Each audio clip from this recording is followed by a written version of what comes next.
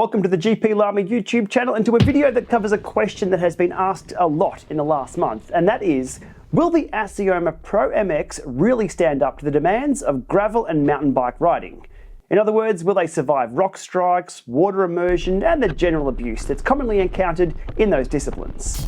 Now, while I can't cover every scenario that's going to take place riding with those pedals, what I'm going to cover in this video today is my experience testing these pedals over the last 12 months, including, yes, that rock strike. But firstly, some tips. Before the Pro MX came along, there was a very popular hack that a lot of us had done to the Assioma Duos to install SPD pedal bodies on them. It was one of my most popular videos here on YouTube. Now, while they worked brilliantly, they really weren't designed for off-road adventures, and after a few years, mine are now looking a little worse for wear. So tip number one is for those who may have done this conversion a little while back to strongly consider doing the upgrade to the official SPD pedal from FAVERO that have been designed for off-road usage. Now, tip number two is something that I should have done a long time ago, and that is to use crank boots on my gravel cranks. Crank boots can be picked up for just a few dollars online, and they'll save your cranks looking like mine, which now look pretty horrible, to be honest. So those were the cranks that I was using when testing the Pro MX, and they did take quite a few hits, along with the pedals too. So I'm absolutely kicking myself that I didn't pick up some cheap crank boots just for a few dollars each to stop my cranks from now looking like that. I've done that on the mountain bike, but the gravel bike, I forgot about putting these on. So there's tip number two, crank boots. Please use them.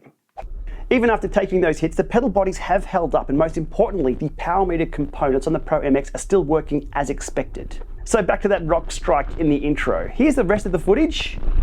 Oof, yes, that was a solid rock strike. And yes, I did set that shot up with the camera, but look, that's really not uncommon for most rides that I do with these pedals. But the good news is, after that rock, still no problems with the data coming from the pedals. So what about water crossings and pedal immersion? Now, unfortunately for this video, but fortunately for me, we've had a long, hot summer here, so I don't have any water crossings outdoors to show you. Now, I could have put the pedals in a bucket of water and performed some artificial testing. Oh, side note, full credit to Jack Lee from FCCS Cycling for this idea on how to test waterproofing of pedals. Oh, and by the way, they work just fine after doing this test. But admittedly, that's not a real-world test.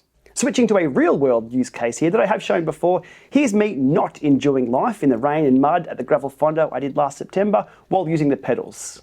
And yes, they held up fine, unlike my mood that day.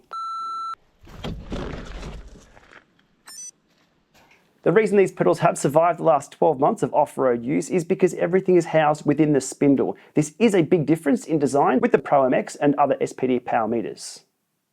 With the Pro MX, there's nothing exposed to be damaged. The pedal body effectively protects the spindle, and if you're damaging pedal spindles, it's likely due to a pretty big crash or event where worrying about pedals is the least of your problems.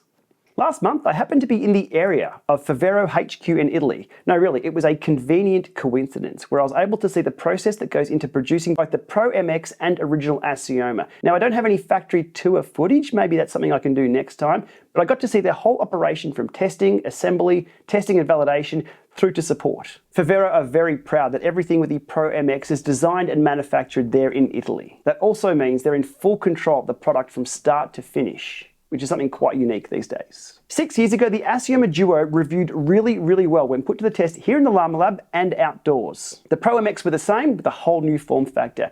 With pre-orders opening up just last week for the Pro MX, people are already receiving their pedals and installing them on their bike, and they're posting pictures online too. So if you have a set and have installed them, let me know how they go. Now, while I've posted my technical review of them, I am very interested in how these go outdoors and indoors for everyone else too. It's one thing to put up a technical review of my experience and be very thorough with that, but it's another to see 100, 1,000, many thousands of these installed on people's bikes and people having the same experience as I have. So let me know in the comments below if you've installed the set, you've ridden a set, and you've compared the power numbers from them.